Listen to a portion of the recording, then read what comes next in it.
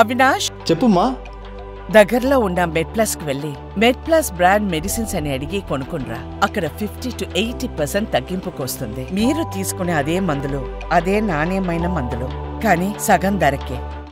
ఏపీలో మరోసారి ఎన్నికల సందడి మొదలైంది. రాజ్యసభ ఉప ఎన్నికలకు ఈసీఐ మంగళవారం షెడ్యూల్ ప్రకటించింది. వైసీపీ సభ్యులు బీదమస్తాన్ రావు, మోపిదేవి వెంకటరమణ, ఆర్ కృష్ణయ్య రాజీనామాలతో 3 స్థానాలు ఖాళీ అయ్యాయి. దీంతో వాటికి ఎన్నికలు నిర్వహించేందుకు ఈసీఐ రెడీ అయింది.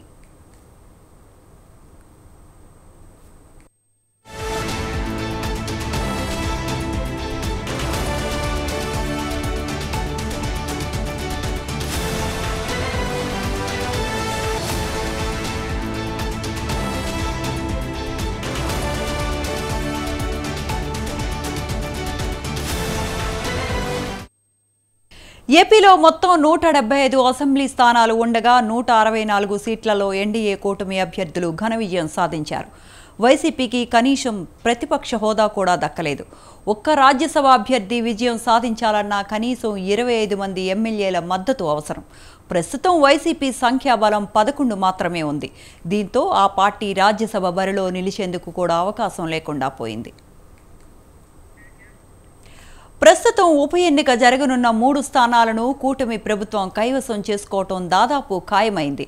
ఈ 3 స్థానాలను టీడీపీ తీసుకుంటుందా, భాగస్వామ్య పక్షాలైన బీజేపీ, జనసేనకు కూడా అవకాశం ఇస్తుందా అనే దానిపై చర్చ జరుగుతోంది.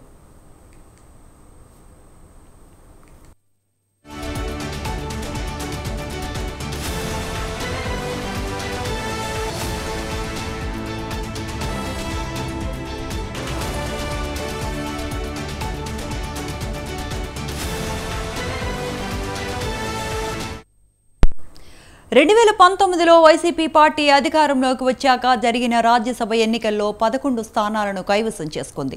మొన్నటి సాధారణ ఎన్నికల్లో వైసీపీ ఘోర పరాభవం పాలైంది. ఆ తరువాత 100 రోజుల్లోనే జగన్ పార్టీ రాజ్యసభలో 3 స్థానాలను కోల్పోయింది. ప్రస్తుతం రాజ్యసభలో టీడీపీ సభ్యులు ఒక్కడు కూడా లేరు.